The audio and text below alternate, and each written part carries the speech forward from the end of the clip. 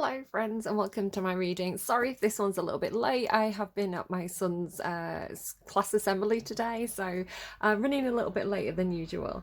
I am not doing a specific reading for Aries today, partially because Aries seems to get my lowest number of views, so I don't know if Aries are just not particularly interested, and I want to use my time wisely and effectively. So if that message is coming into me that Aries are not bothered about my readings, I'm going to be like, maybe I'll do Aries' readings less and do a more collective message instead. So I really wanted to do a reading. Oh, just to say as well, don't worry if you are an Aries and you're like, no, I'm really interested, I've been waiting for my reading. If there's a message that needs to come through for you, it will still come through for you in this reading today. I'm just not channeling specific Aries energy, if that makes any sense. So, but if my guides have a message for you, you'll still get your message. This reading will still resonate if it's needed at this time.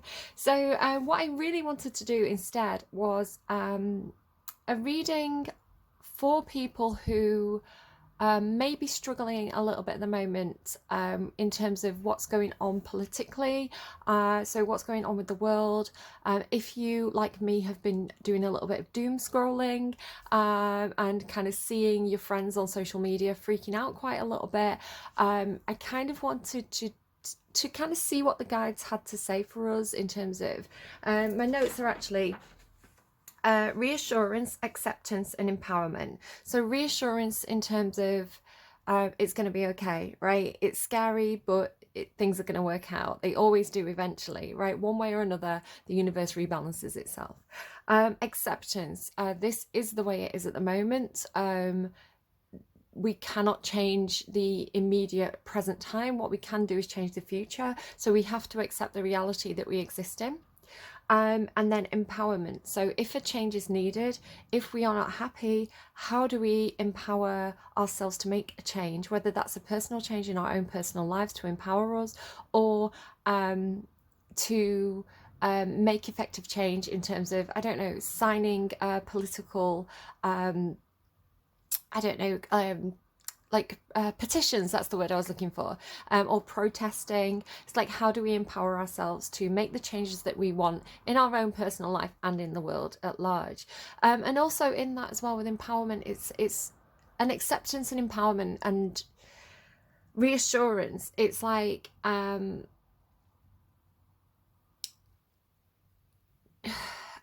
what can we do? So not seeing ourselves as a victim of the world, a victim of circumstances, a victim of the present time, but saying, how do we enable ourselves to stand up for ourselves, or to feel like we're gaining a sense of control over our lives at the moment. So that was my intention. That's why I spoke out to my guides when I asked them to come in with messages. Now, what I was expecting to do was a pick a card reading.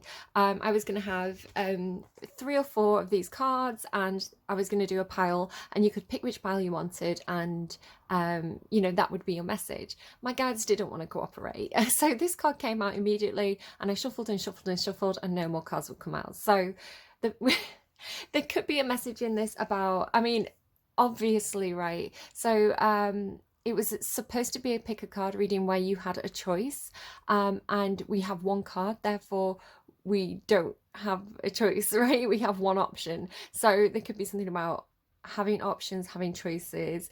There could be a message in that in itself, right? And again, I'm going to take my own views out of this reading. I'm going to try not to and this is what this card is about. So if I explain this one to you, so it's Horus, and it's clear seeing, intention, and perspective. So it talks about having that kind of higher perspective, very Aquarian, very air sign, doesn't have to be, but that kind of, I'm just going to take a step back here. So it's like taking a deep breath, taking a step back, not getting caught up in that kind of fire and energy of I don't know, echoing what the crowd is saying, or feeling powerless because people are telling you you're powerless and things like this. It's like Horus is talking about taking a step back, and that could be, I'm going to stop doom scrolling, I'm going to put my phone down, I'm going to go out for a walk, I'm going to go and have a drink with my friends, I'm going to go and read a book, and just gain an outside of the box perspective. So instead of being in this echo chamber of my fears or my thoughts or my feelings being rebounded back at me, like what they're showing me is like a room, like a, you know, those indoor tennis courts, and it's trying to bat the, they're actually showing me ping pong, but it's in an indoor tennis court because it's like a box, and it's like pinging the ping pongs away, but they're ricocheting, and they're all ricocheting around the room back at you, right? It's like it doesn't matter how many times you ping them away, you're actually giving them, okay, I understand the message that's coming through. It's like by trying to hit them away, you give them more force, you give them more energy. And what happens is you're running out of energy because you're trying to hit all these ping pong balls, but in doing so, you're actually empowering the ping pong balls. So what I think the message here is, and this has just come through intuitively now, I think the message that's coming through is, sometimes on social media you can run into people with a different opinion, and you can get very upset by that, because it's like, how can this person have this different opinion to me? How can this other person not see things the way I see them, because I'm sure that I'm seeing things the right way, right? No matter which side of the fence, or, you know, what area of the playing field you're on. It's like, and then it's this frustration and this anger or this upset that this person's, and they could be coming at you with a certain amount of force as well, right? So I'm talking about when you get into an argument with people online, you know, when you say something and somebody comes in with like a different opinion, or they criticize your opinion, and you feel like you have to retaliate. So the retaliation is like the ping pong ball coming back at you. And I think there's a message in that as well, that they're showing me ping pong balls and not tennis balls, because ping pong balls, they don't really hurt, right? Not really. They're a nuisance and they're an annoyance, but, you know, it's not going to injure you. Like if a baseball hit you, right, it's going to be really painful, but they're showing me ping pong balls. So it's like, then this person talks to you, you use your own energy, right, by like hitting the ping pong back.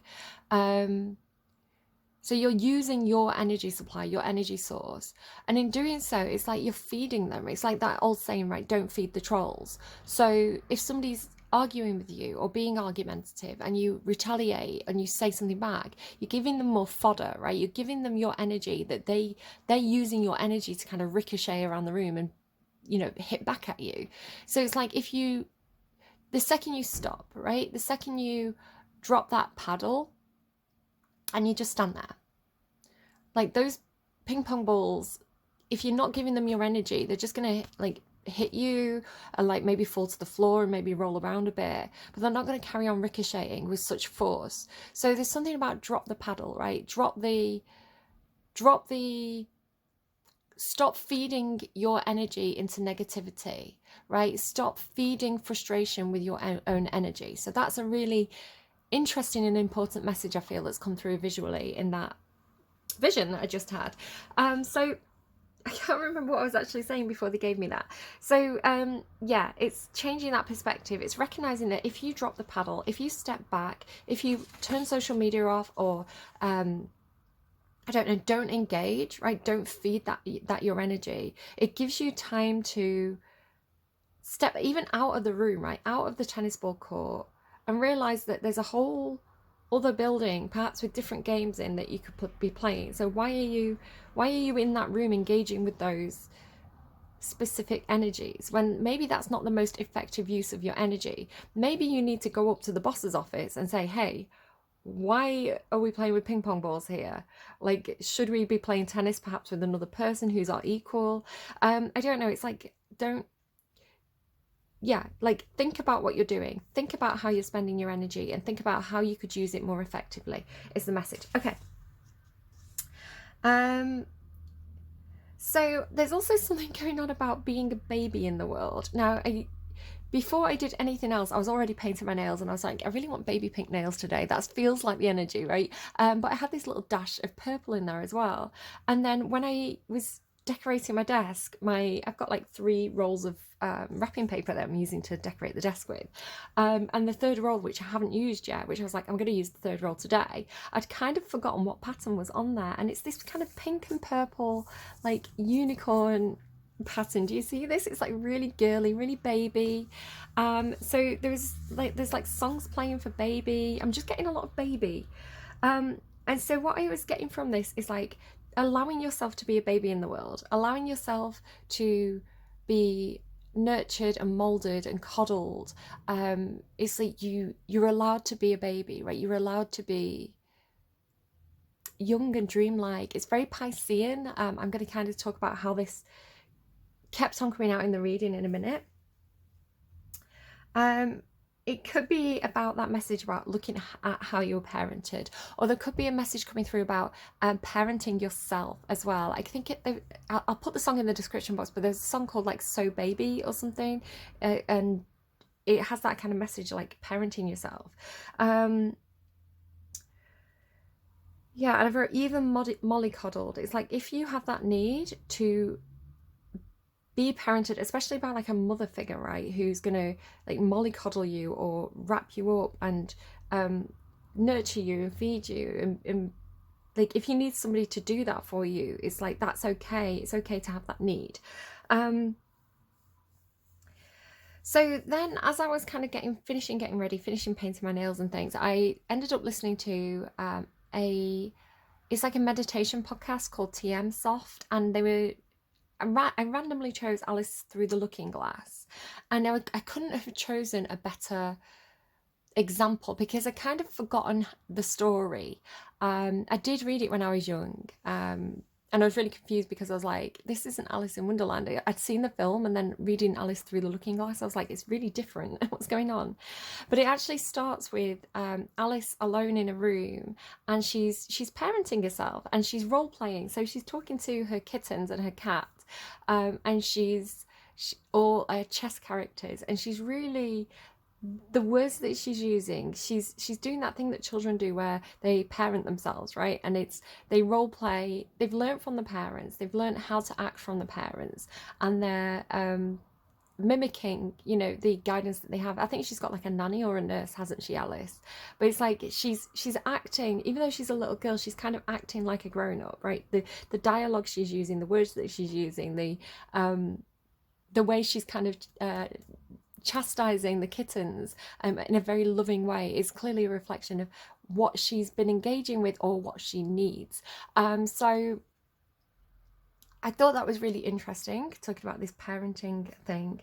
And she also says as well, like, she says she was talking about a discussion that she'd had with her sister where she says, let's pretend. That's like her favourite game to play is like, let's pretend. Let's pretend to be kings and queens. And her sister says, well, we can't because there's only two of us. How can we be kings and queens? So her sister's being very logical and factual, right?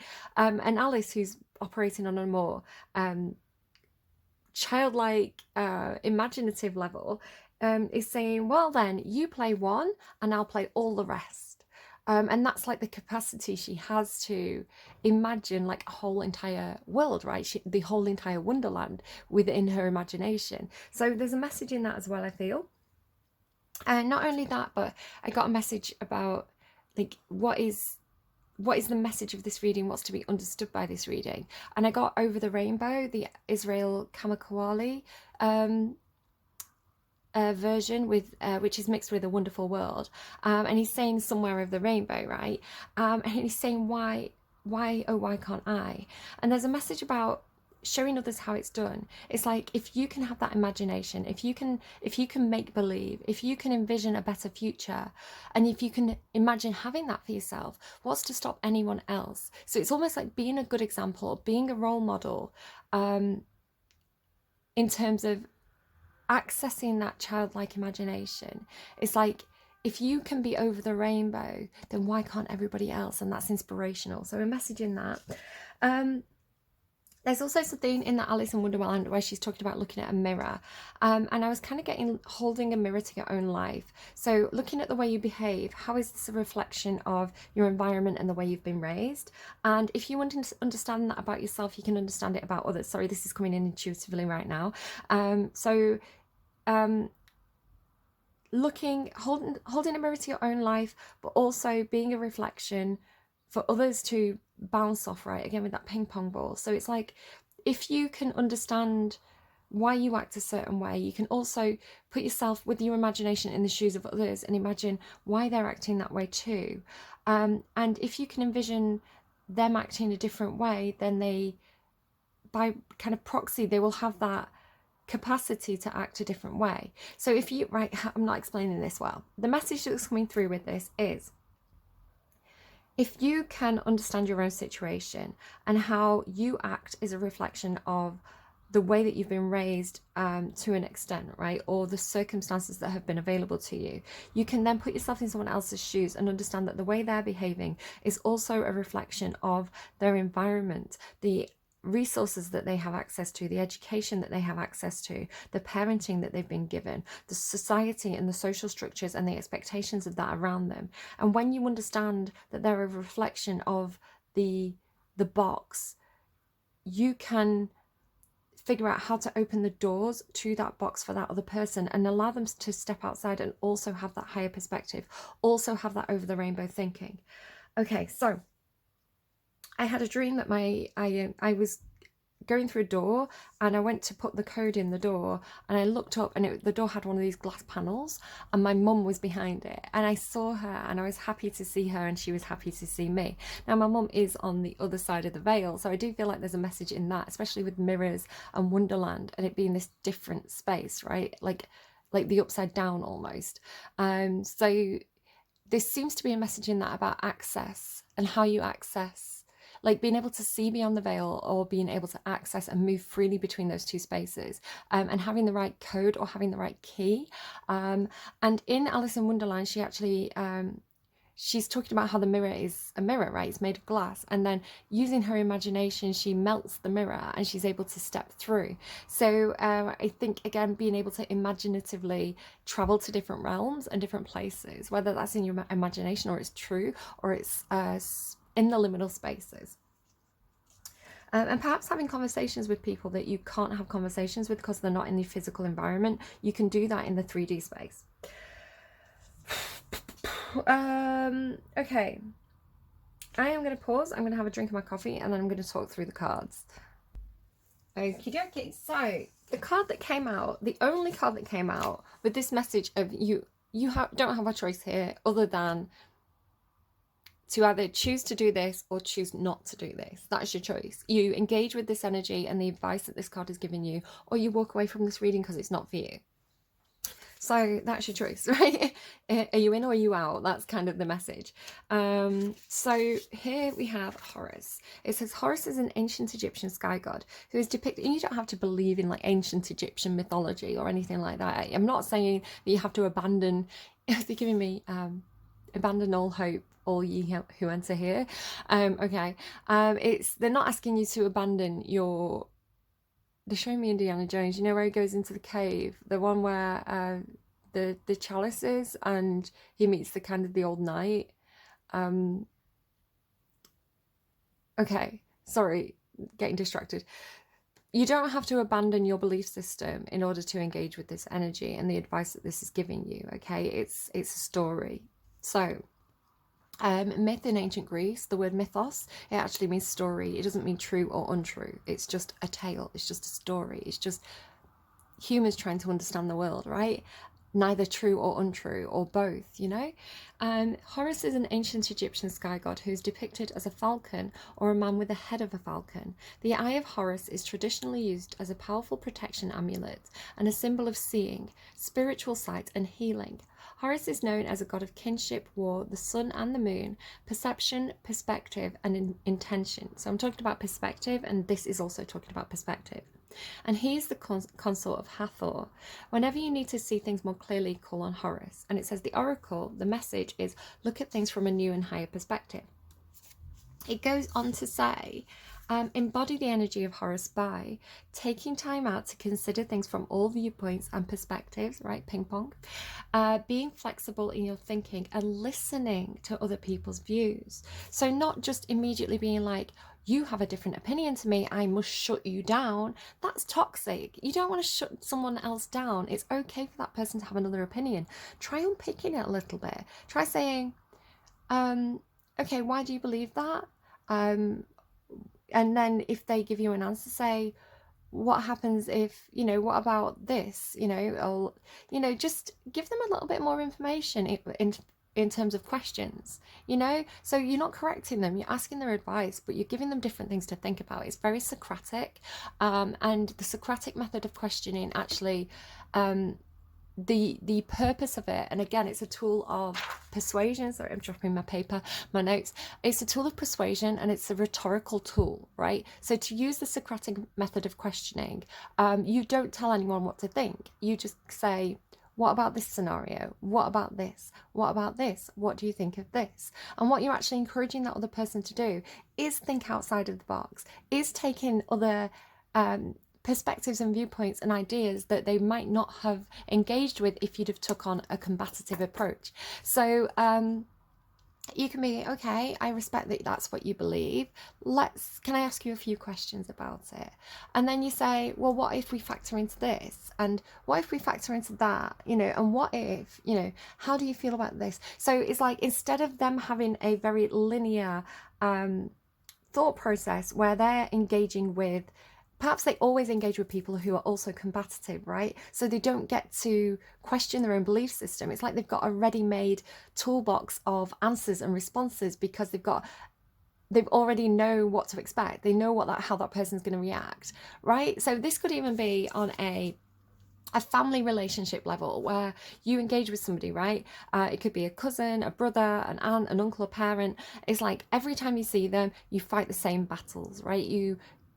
They say something, you say something, they react, you stand your ground, you butt heads, and it always goes the same way. So instead of having this kind of like ready-made or very, very generic, like prescribed way of acting with each other, it's like, instead of trying to change their opinion or trying to give them your opinion, you change their opinion from within by encouraging them to question their own opinion, by asking questions, right? So not in a combative way, not in a I got the upper hand way, but in a way where it's like, all right, lol, why do you think that? And like, what would happen if this other thing happened? Or, you know, they might still annoy you and you might not agree, but what you're actually giving them is the gift of questioning their own perspective, right? Questioning their own, because you're taking them down a different route. You're taking them out of that back and two.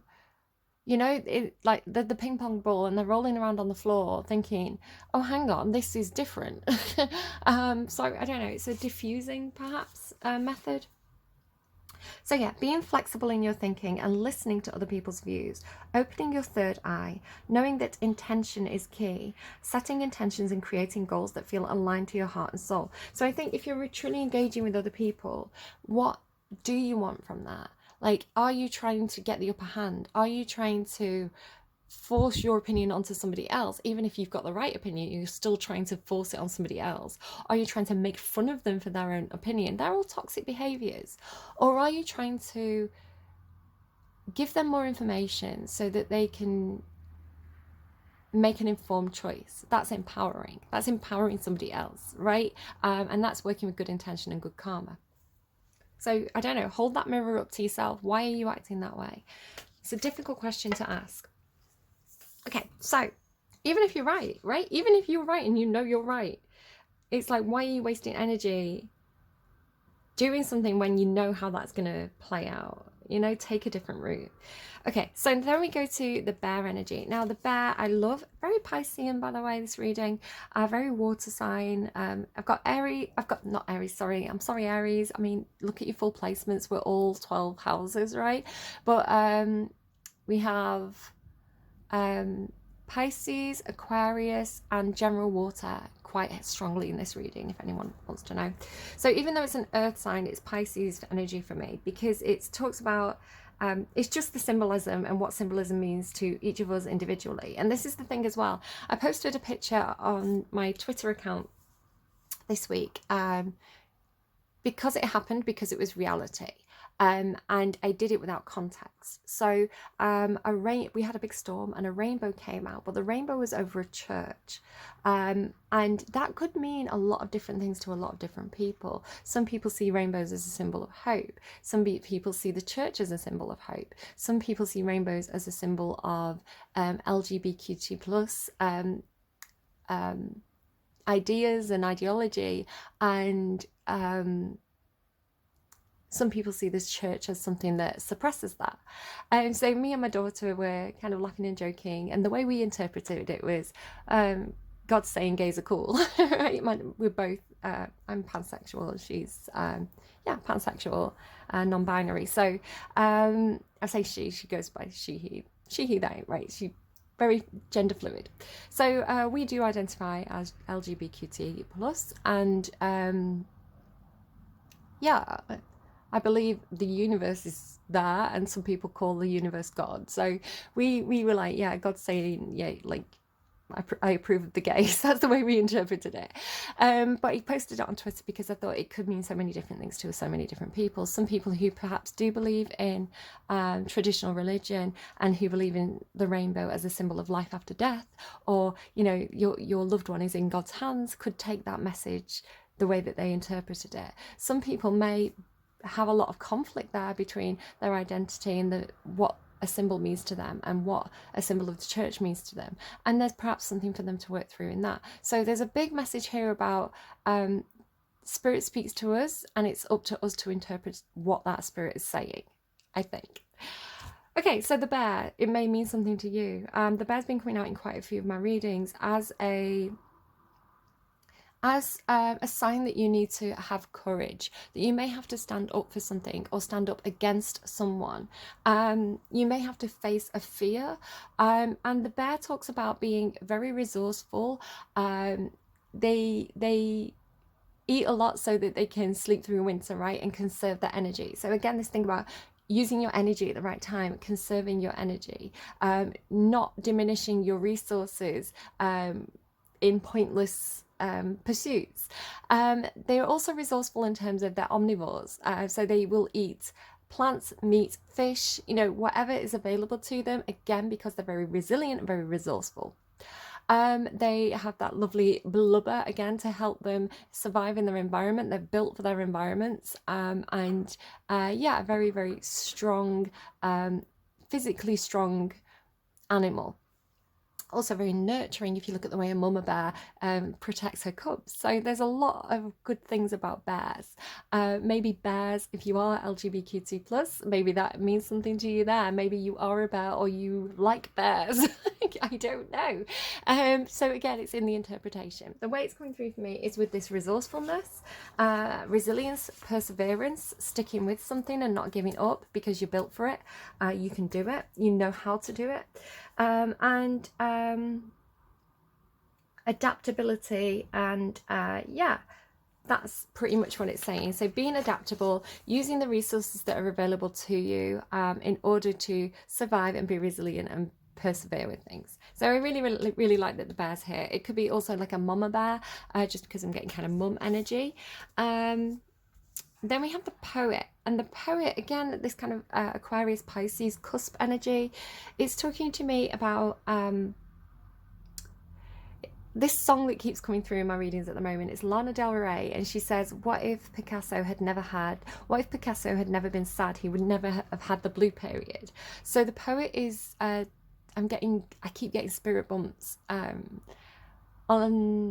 After work yesterday, I was really tired, and sometimes when I'm tired and depleted, spirit can come in more strongly because it's almost like my defenses are down, or I'm more susceptible and vulnerable to the downloads coming in.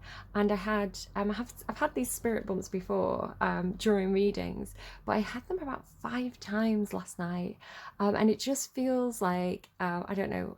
You know, like people say walking through a ghost and it's like everything goes cold, but this feels like walking through an angel. It just feels like goosebumps, but like you're being blessed. It feels really beautiful.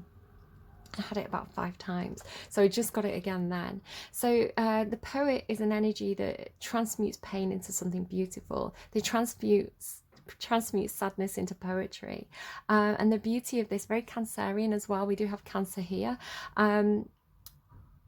So using creativity, using art, using storytelling, using poetry and painting and artistic forms of expression and creativity to take the pain of the world, to take the harshness of the world and kind of It's showing me filing the edges off. So turning the box into a wheel is what they're actually showing me. They're showing me the room, the box, filing it down to make it a wheel. So you can transmute things, you can change things, you can make things something else. You can turn pain into something beautiful.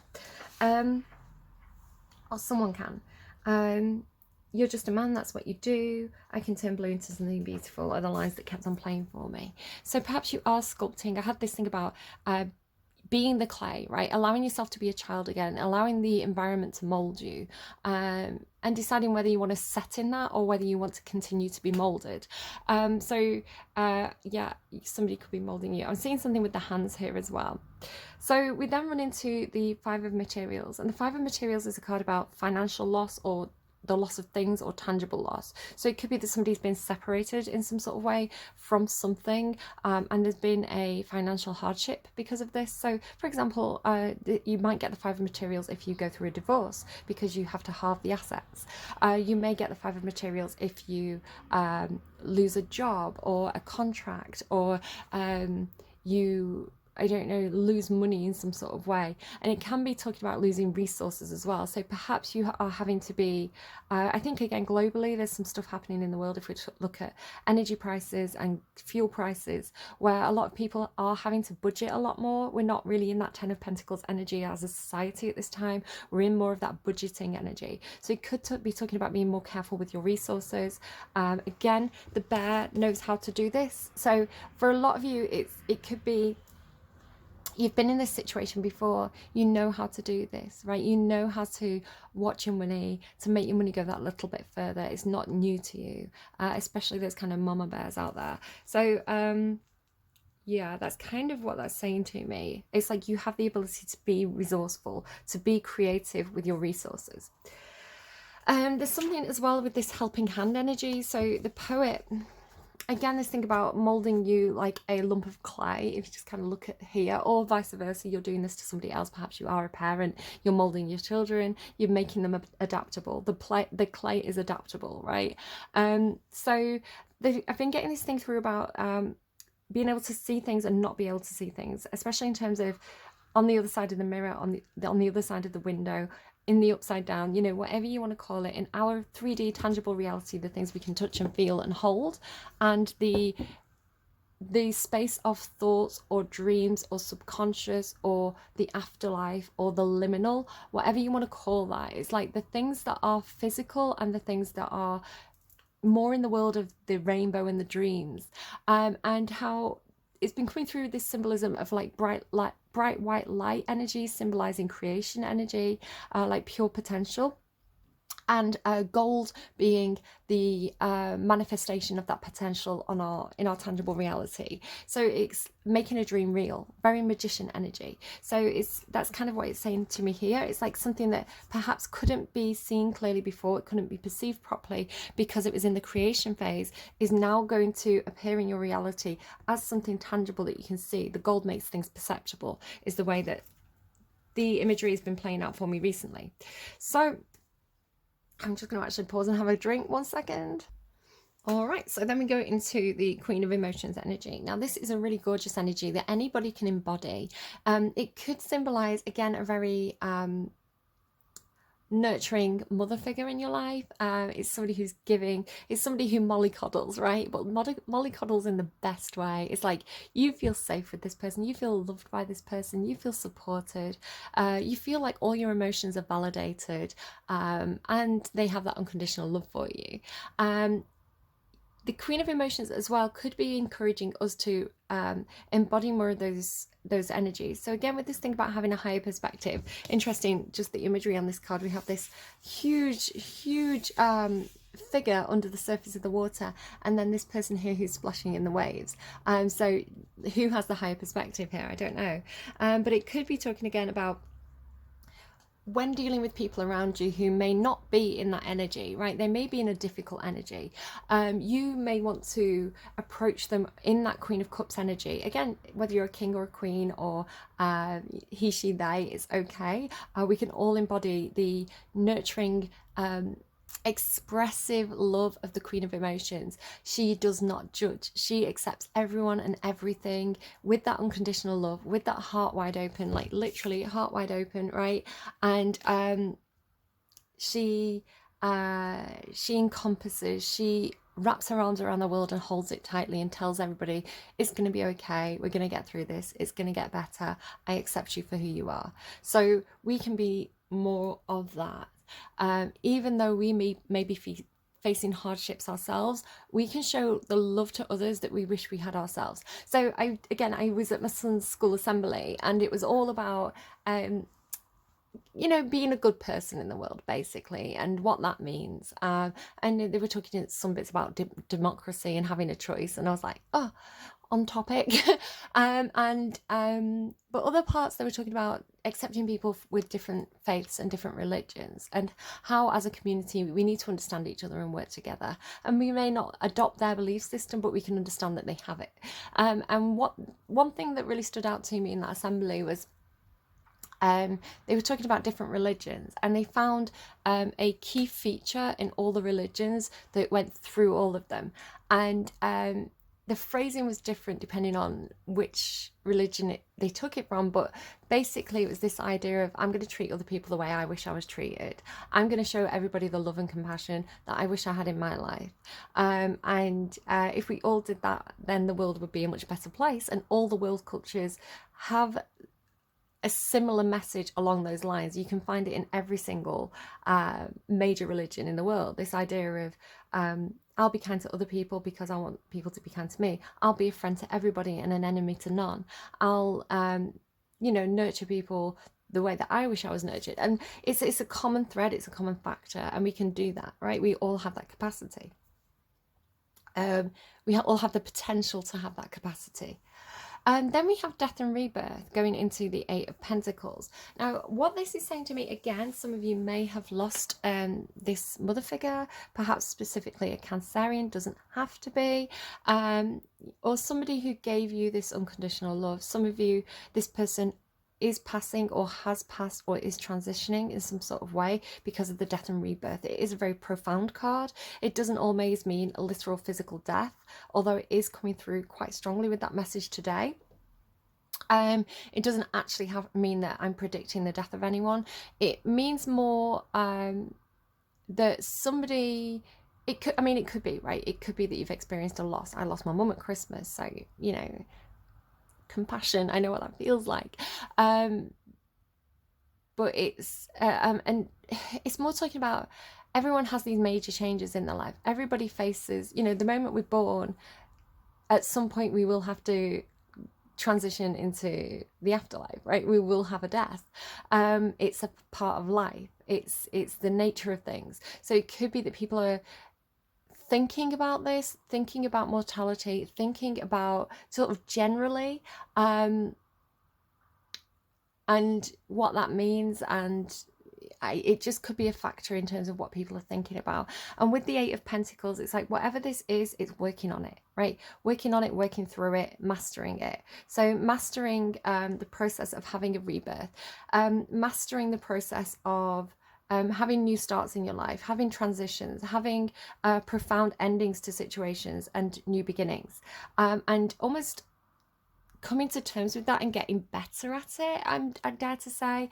It's that thing of, and I do feel this myself, so it's like the first time you encounter death, the first time a pet dies, you lose a loved one, it's mortifying and it's new, and you're only on that first pentacle, right? You're only like, it's the first time you've dealt with this.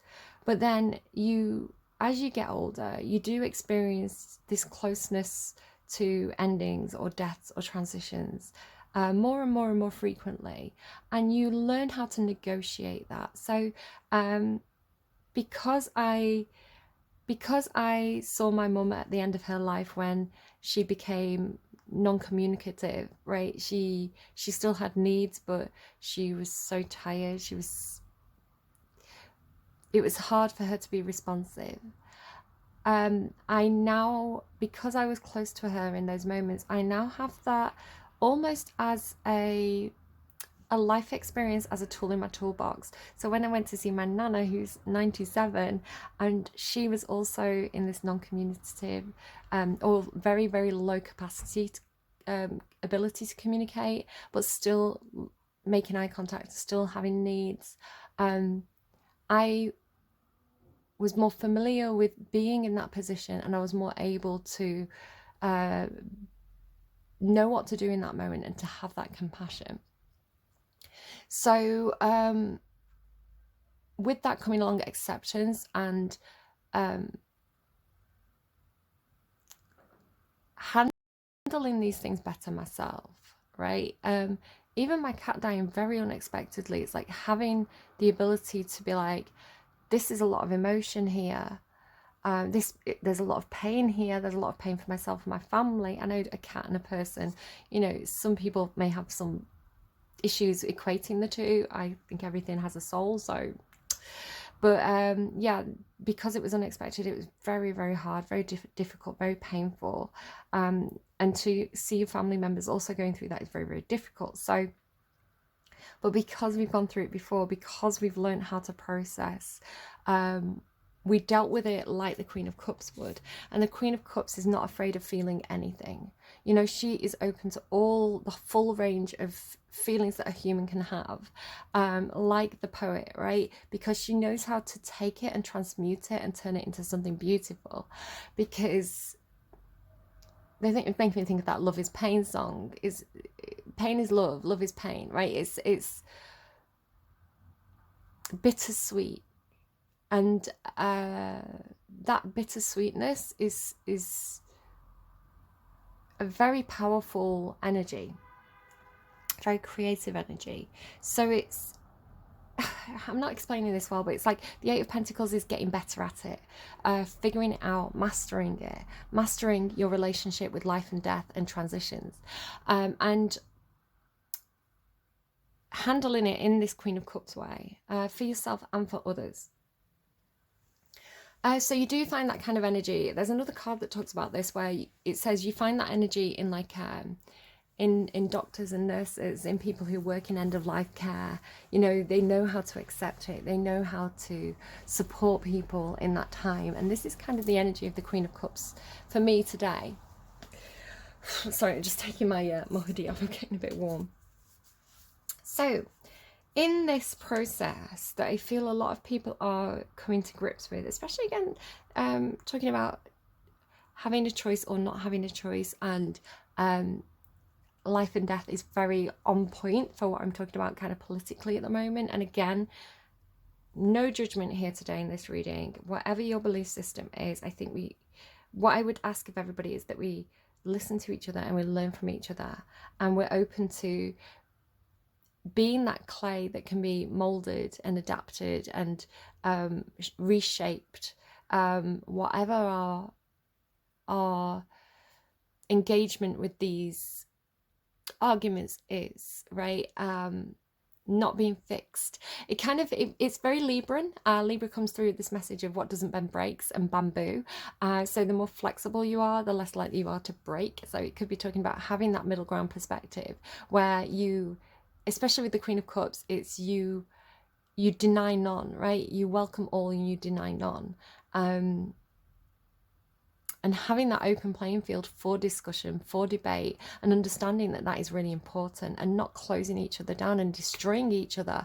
Like they're showing me like hard-fired clay vases, right? It's like if they collide, they will both break.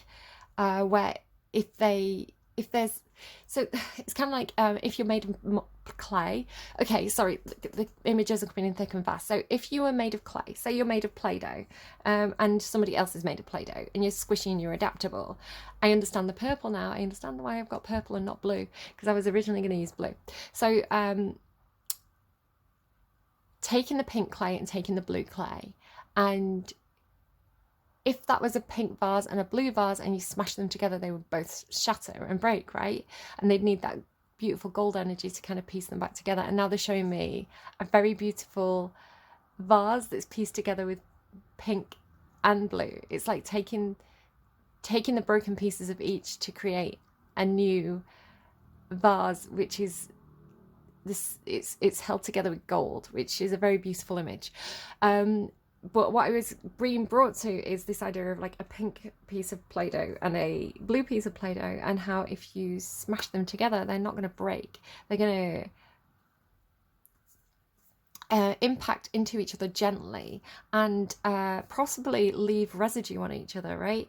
And that residue is going to mix and create the purple color, which is a combination. It's the middle ground energy, it's the adaptable energy, it's compassion, it's understanding, it's cooperation, it's working through things, right?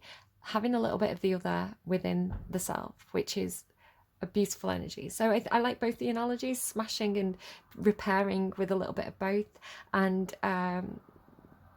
mixing together. I think there's two choices there, and they both have quite a beautiful outcome. What I wouldn't want to see is that the pink vase or the blue vase should be given prime position and the other vase smashed, and I don't think that's an outcome that I think is a positive one. So make of that what you will. Okay, lay of the land. So ancestral wisdom and lost in space, needing direction. So again, I do feel that some of you may have lost a parent, or a mother, or a mother-like figure, someone who perhaps was your source of comfort or wisdom or inspiration or guidance, and then in losing that person, right? In me losing my mum and not being able to pick up the phone and ring her and say, how do we deal with this? In going back to the original message before I pulled any cards about having to parent ourselves, it's like, again, this message of the bear and the 5 of Pentacles, it's like, you have done this before, you know how to do this. I have given you these blueprints, I have given you these downloads. Like, look back, and although your current situation may be different to what it was before, have you done something like this before? How did you work through that? What was the outcome? Do you want to make the same choice, or do you want to go a different route? So it's like you have the guidance there already. It's inherent, it's in your DNA, it's in the downloads, it's in the way that you were raised in some sort of way. Okay, it's going to be different for everybody, but it's like you have that.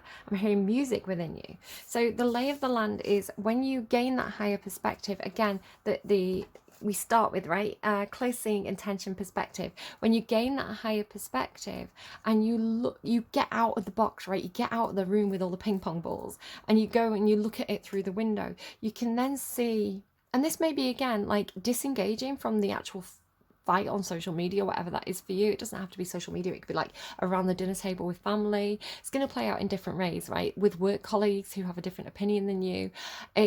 It's getting out of the battle, getting off the battleground, right? Gaining the higher perspective, looking down and seeing how this is playing out from an outsider point of view, and seeing the patterns, and seeing how people are going around in circles, and seeing how they are wasting their energy and not achieving anything because they're caught in this cycle of conflict in some sort of way. And this is ancestral wisdom. This is a higher guidance. Like you have that already. This is what you're being guided to do, right? And then lost in space, needing direction. So again, it just feels like somebody is it's like they feel lost, they feel like they're in need of guidance, they feel like they're in need of spiritual assistance, or the assistance of this person who symbolizes this Queen of Emotions energy. But again, it's like you know how to do this, you have the resilience, you have the perseverance, you've been in these similar situations before, right? You already know it's inherent within you, and it is to gain a bigger perspective and to get out of the loops.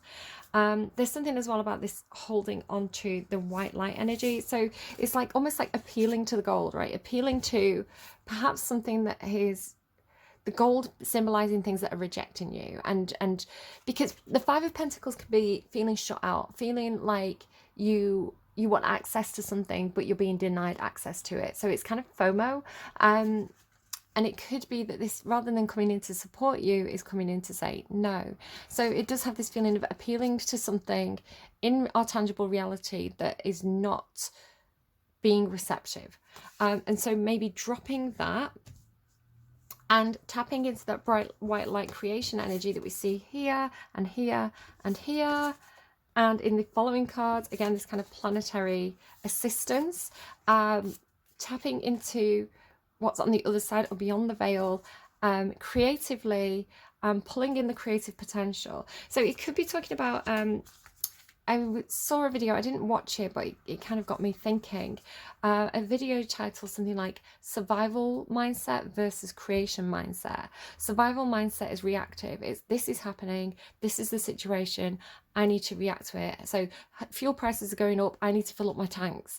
Yeah. And where creation mindset is fuel prices are going up, let's see if there's an alternative fuel source, right? It's not reactionary, it's forward thinking, it's higher perspective energy. So again, something to think about if you want to kind of look into that more. I'm not an expert, it's just something I saw and got me thinking. So have the creation mindset, don't get into survivalist and reactionary, get into what resources do I have? What tools do I have available? Okay, some resources are no longer available. What can I access and what can I do with that? Where is the potential? Where is the creation energy? Also seeing something about, again, with this white light coming through, going back to my dream and my mum being on the other side of the door, on the other side of the pane of glass, and me needing the access code or the key. And Alice in Wonderland's message about being able to move from one side of the mirror to the other side of the mirror because the glass becomes moldable like clay, right? It melts, it becomes not solid. There's a difference in perspective. I've never seen this before, but normally I see we're on one side of the veil and here is the portal into the other side of the veil. Usually I see this star energy or the bright white light energy as being behind the veil, right? It's on the other side. Today it kind of did a visual trick as I was looking at it, and it suddenly, especially because of this line here and some of these lights, it became on our side. It's like it flipped through the glass, and it went from being behind the glass to in our reality. So I don't know if this is a message about something coming through a portal into our reality. Again, it can talk about the manifestation of dreams and things like this. So oh, I'm just shifting around on my stool. I'm sorry if it makes trumpy noises. It is just adjusting noises. I have to reassure you. So then what we're going through into, when we get this creation consciousness, this forward thinking, creation consciousness rather than a kind of defeatist mindset, growth mindset, that's what they call it in schools. We go into this age of light energy. You've been training for this for lifetimes, and just say yes. Now it could be that you've been training for this, again talking about ancestral patterns, in ancestral wisdom, the knowledge we inherit, the things that are passed down to us, the toolbox we are given in life, you know, the starting off point that this can give us to grow from. We can lean into it, we can grow out from it, you know, we can branch in or branch out. That's our choice. But we work with what we have, and what we have is our inherited culture, our inherited laws, customs, traditions, belief systems. These are our resources that we have to work with. So, and just say yes. I don't know, something could be coming up for you, and an invitation or something, you're encouraged to say yes. But I'm really, really drawn to how both of these cards have this kind of triangle energy going on. Again, talking about bringing creation and ideas and manifestation and higher perspectives, higher selves down into our reality. You know, bringing that light from the realm of dreams or consciousness or beyond the rainbow and pulling it into our reality to make our reality a better place with the growth mindset. I really, really like that message. And I'm also seeing it in a lot of the cards. So we have this symbol here. If you look at the kind of it's almost like a mountain, this kind of black energy. It has this triangular shape to it. It's here on this mountain. It's almost here with the strings coming through from beyond, right? So it's talking about, and here as well with the light coming through and pulling into our reality. So it's talking about not trying to, it's almost saying, don't try to go where they are, right? Don't try and, I don't know, maybe get into the astral realm or get into that dream space. It's pull it into us, pull it into our reality. It's this pulling in energy. It's instead of trying to go there, bring it to you, right? Pull it, manifest it into your space. which is a very interesting message as well. Also talking about chakra work, light work, if you do the tree of life during meditation and things. We have 7 bodily chakras, so going from the root chakra to the crown chakra. We also have more chakras than that. We have chakras in the soles of our feet, in the palms of our hands, above our head, about a foot above our head, a meter above our head, and up into the sky. We don't know how many chakras there are. People have only got so far with that. But yeah, this opening up the channel. So for those of you who do meditation work or yoga or chakra work, opening up your chakras, especially above your and beyond your crown chakra, to receive divine white light, codes, downloads, creation, pure creation, potential, ideas, dreams, pulling it into our reality, right? So like almost like reaching beyond the rainbow, grabbing that white light, that star, and pulling it back to earth, back to us in some sort of way, which is quite a cool message. So take that as you will. I am going to pull an advice card for us. I think I'm going to go fairies and Akashic Tarot just to kind of see what comes through. But I'm also going to pull some cards and letters for you. I don't know what's going to come through, so take it as you will. Leave it if it doesn't resonate. We'll see. I'm being told five. So a little bit noisy, sorry. So 1 in Roman numerals, right? 5.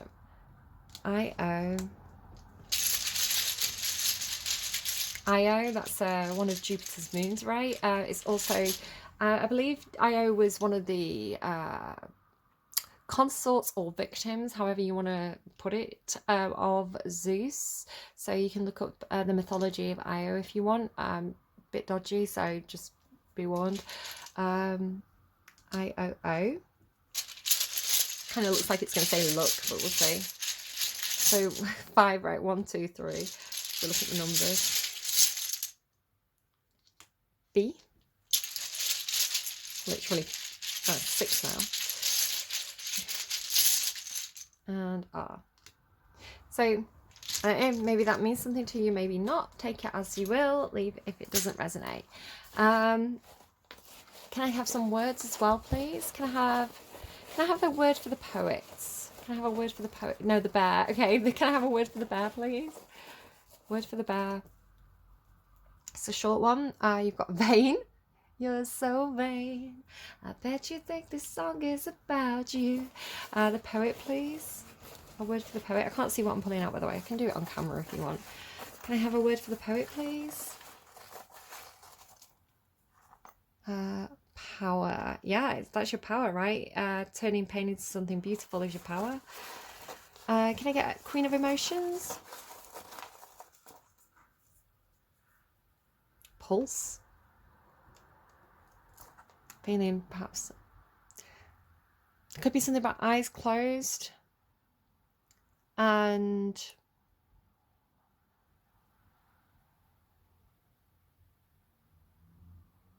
better.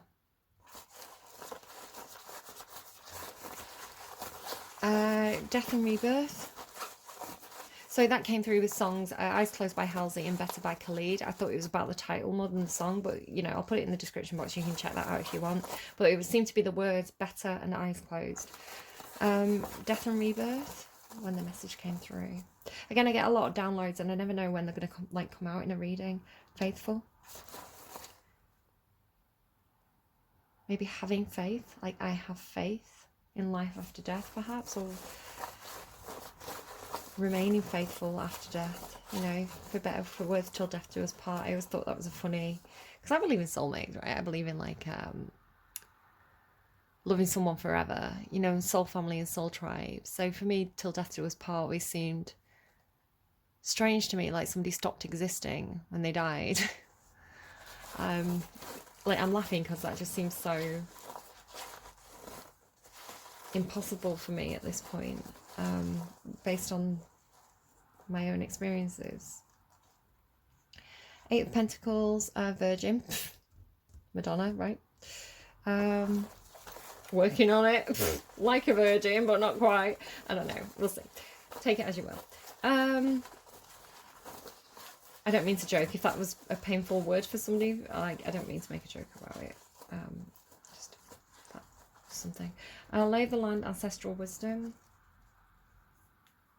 Look in a book, maybe. Need direction. I intentionally left 5 of Pentacles out, by the way, so sorry if anyone wanted a word for that. Maybe look in a book if you wanted that. Lost in space. Nothing. Nothing will come of nothing, my dear. The Age of Light. You've been training for this for lifetimes. Vintage. Okay, interesting one. Lifetimes vintage. That's a really interesting one. Makes me think of wine, right? Make it all cheese. Just say yes. What are you saying yes to here? Little. Just a little, please. Just a little wine. Not a lot. Just a little yes. Okay, Akashic Tarot. Let's go. Let's see what the Akashic Tarot has for you in terms of advice. Queen of Roses on the bottom. Beautiful card. That's like the Queen of Cups and the Queen of Wands combined. Advice, please. Advice for whoever needs it today. Advice, please. Advice, please, for this reading. The Queen of Roses came out again. Gorgeous card. Queen of Roses. Hilarion and diversity. Accept all, right? Embrace all. Queen of Roses. We're going to go for the fairies as well. And then I'm going to call it a day. I don't know. I'm probably not going to do star sign readings every single day this week. I need a bit of a break from it, to be honest. And like, again, when there's something big going on in the collective energy, when everybody's responding to something, especially if it's something stressful or worrying or painful, it can be very overwhelming for me as an intuitive reader connecting to that collective energy. So it can be very, very difficult to know which messages need to come through and for who, and sometimes I have to disconnect, and I'm kind of getting that energy of I may have to again just take that step back and just do the readings when I feel called to do the readings, not necessarily doing star sign readings this week. So just so you're aware. The card shows a beautiful woman with roses in her hair and all around her. A beautiful scene expands outside, but she is peacefully focusing on the flower in her hand. The Queen of Roses signifies a woman who is loving and supportive, right? Like the Queen of Cups, but with a passionate side as well. This is a card of a loving connection. A relationship with somebody that you know may deepen and become more meaningful, or somebody new may appear. Be open to the connection. It may be a romantic one, or it may be a friend, family member, or co-worker who's going to be helpful and valuable to you in some way. It's funny, I was talking about being the queen, right? In Alice Through the Looking Glass, and she's saying, let's play kings and queens, and she says, well, we can only be one, or like there's only 2 of us, and she says, well, you play one and I'll play all the rest. Kind of gives me emperor or empress energy, where you embody the energy of all the kings, all 4 kings or all 4 queens. It's making me think as well, like painting the roses red, and Alice in Wonderland, and the red queen, right? In she doesn't have black and white chess figures, she has red and white chess figures. The Queen of Roses can represent you or a woman in your life stepping into the role of wife or mother at this time. It's a time for loving energy to be voiced. This card upright sometimes shows a happy resolution to a difficulty with family, a friend, or a love relationship. The time for peaceful, loving connection is at hand, so open your heart to the expression of caring within and without you. Without you, that's interesting. It says around you. I had a trip of the tongue that said without you, so that could be a message for somebody there. Close your eyes and step into the energy of the Queen of Roses. Get to know that caring power and gentle temperament. Feel compassion fill you, and notice your desire to bring a loving embrace to yourself and the world. It reminded me, I've got notes. Oh yeah, I forgot to say Her, the film Her. I've been watching that as well. There could be something in that for somebody. Hilarion.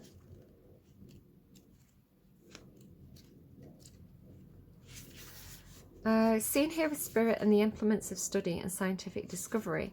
So I'll bring you, sorry, just so you can have a quick closer look. You can pause that if you want to kind of really have a close look at that one. Hilarion then.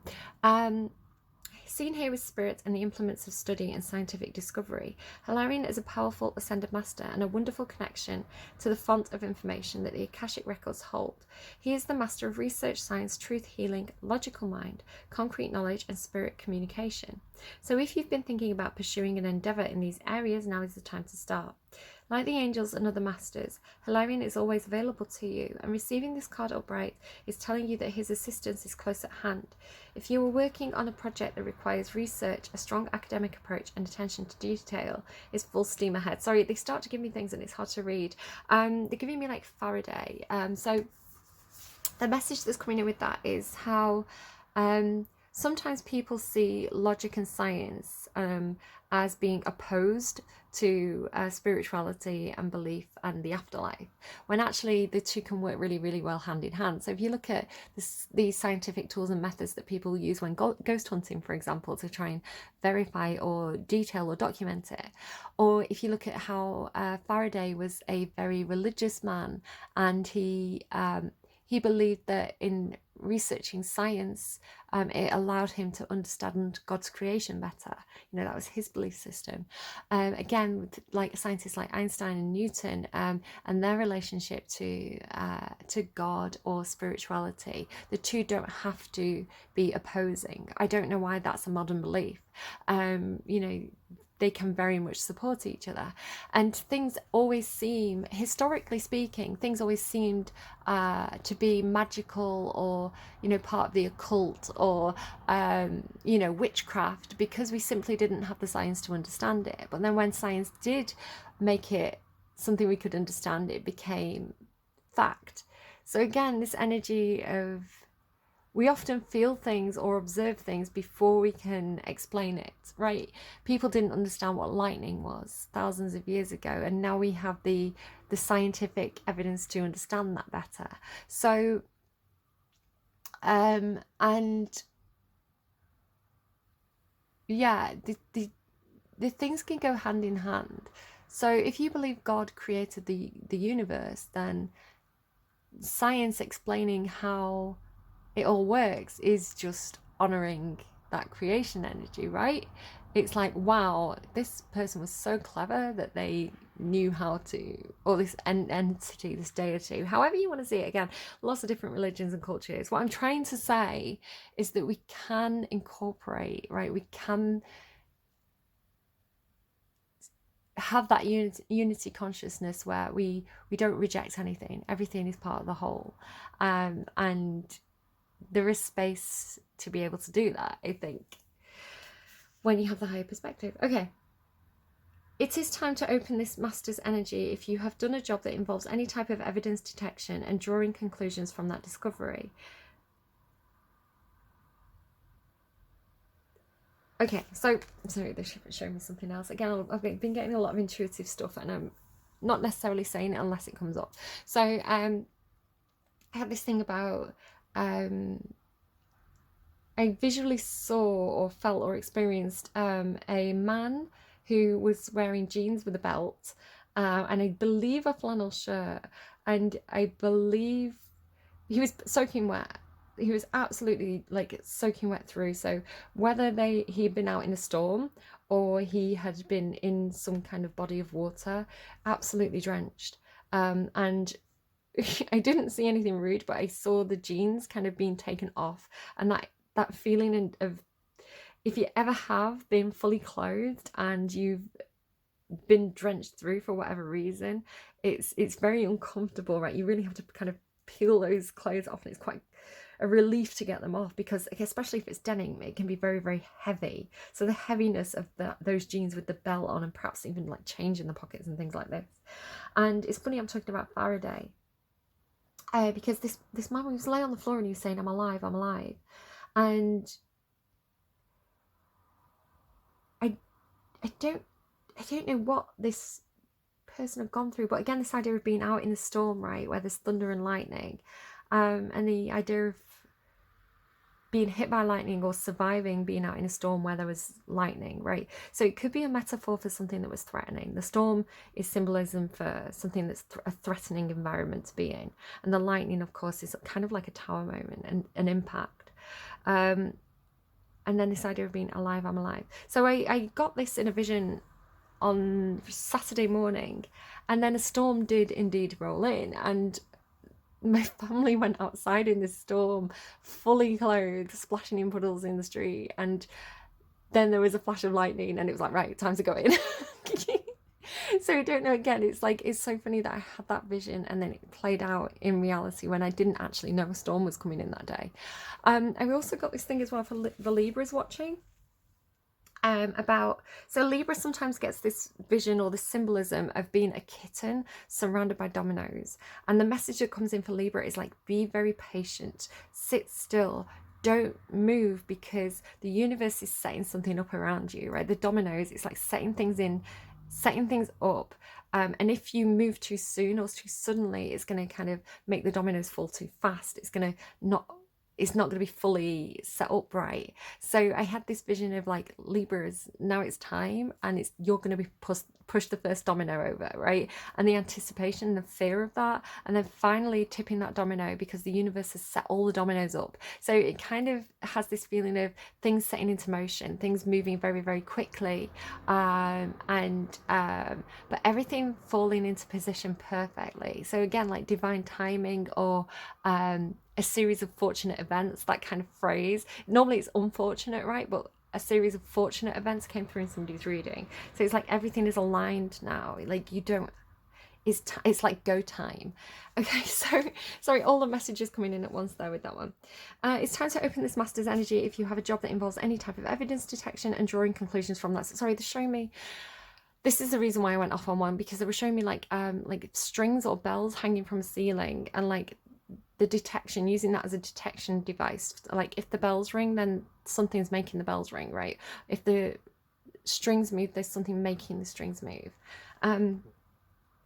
Evidence detection and drawing conclusions from that discovery. These types of jobs include scientific research, mediumship, forensic activity, the law, medical testing, and more. And I love how they've got mediumship and medical testing and the law, you know, in the same sentence there. These and similar activities should be on the rise for you now. This is the time to bring a logical approach to all your pursuits. Hilarion is right there with you, blessing you with help, clarity, and direction. So it could be about, if you have psychic abilities or intuitive abilities, how do you evidence that? It could be just talking about dream journaling, you know, the subconscious thoughts that you have, making a note of them in some sort of way. You could use that as evidence if anything plays out. For example, when I got the Tower card and the Death card in a vision when I woke up one morning, and indeed we did have a shocking death that day, and it was evidenced by me doing a reading talking about this. So it was on camera before we found out that this person had surprisingly or shockingly passed away. That is evidence. Okay, so sorry. Close your eyes and sense the Master Hilarion beside you. Feel the energy lift and your vibration quicken. Notice a new mental energy of alertness and easy understanding. Your mind is open like a boundless sky, and everything becomes clear and bright. Bring that brightness to any issue in your life that needs clarity. Now, the reason why they got getting me talking about the lightning and the kitten is because, oh, right, when I thought the universe is talking to me, I'm seeing signs and symbols everywhere. I'm seeing the patterns. I asked on a clear day, is this real? And there was a single flash of lightning in the sky on a clear day, as I thought it. And as I thought, do I need to do a reading for Libra tomorrow to tell them that the dominoes are finally being set into motion, or do I wait a week? As I thought about this again, the first rumble of thunder of that storm that I was talking about, I like thundered in the sky. So it was almost a response. It was a response that, yes, the storm is coming, Libra. Like the events have been set in motion. The wheel is turning. Like the rumbling was like confirmation of that. And then after the storm, there was this beautiful rainbow over the church that I was talking about. So I don't know. There's rhyme and reason to everything I want to say. The Five of Scrolls, if you want to read it that way. And if you don't, that's fine too. You know, we all have a different experience on Earth. That's why there's so many of us, right? If we're all having the same experience, we'd be robots. And then we come to diversity. A woman stands on a veranda overlooking a beautiful valley dotted with little towns on the hills, right? If we were all having the same experience, if there was no diversity, there would be one poem, right? There wouldn't be this vast body of literature. I'm humanities with a specialism in literature and classics. So the stories we tell, the mythos that we tell as humans, incredibly diverse and engaging. And how there's so much variety of literature that just talks of the human experience in so many different ways is powerful and beautiful, and we wouldn't have that if we were all having the same experience. So embrace it. Embrace the diversity. A woman stands on a veranda overlooking a beautiful valley dotted with little towns on the hills. Little town full of little people. And along the river, I can't speak anymore, scrolls that she has read lie open upon a nearby table. Another scroll is held loosely in her hand. While the woman surveys all that she sees, Simba. With this card, you will find that it's time to diversify. There are so many options available for you to consider, and you should take a look at them all now. And I love this and how this ties in with what I was saying about the bear and the Five of Pentacles, about resourcefulness and not being reactionary, but being creative with the tools and the resources that you have available. Don't sit there crying over the milk that's been spilt. Think about what you could do with the milk that remains, right? Or maybe you haven't got milk, maybe you've got lemons, maybe you can make lemonade. I don't know. There are many options available for you to consider, and you should take a look at them all now. Allow yourself to try new things or go to new places, learn new subjects, break out into different directions. I told you the downloads come in really thick and fast when there's a lot going on collectively and when I'm tired. So I'm now being shown a menu, right? It's like going to your favorite restaurant and getting the menu and wanting to order the thing that you always have because it's your favorite meal.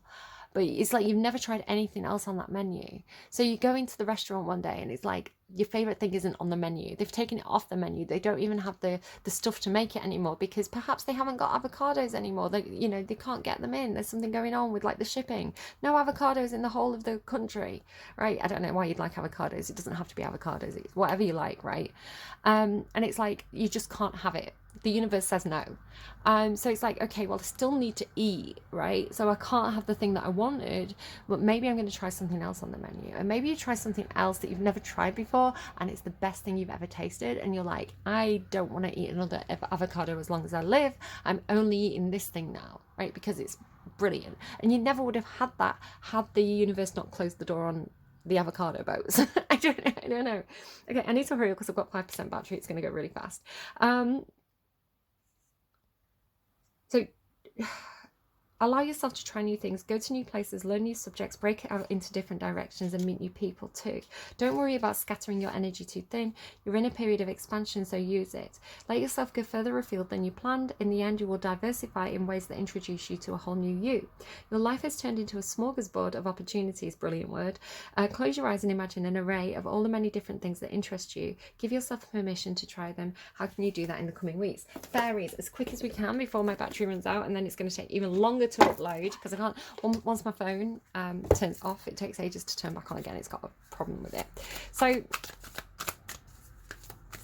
card from the fairies, please. Advice from the fairies. Wait for winter. During the colder months of the fairy queen of winter will help you manifest your most heartfelt wishes as long as your intentions are for the highest of good. I was getting something about Turkish delight, Narnia, the Snow Queen, it's again tied to Aquarius energy. The tree dryad will help you navigate through your current situation. Her flute can reveal insights and answers through the sound it makes. Maybe some of you play the flute. All right, I hope that was helpful to you. Do take care. A bit of a longer reading. Going to be less readings this week because I've got other stuff to do. I'm diversifying. I will see you again soon. Bye friends, take care, and just be kind, right? Be compassionate, be kind, be open, be clay and not a broken vase. Take care and I'll see you again soon. Bye friends.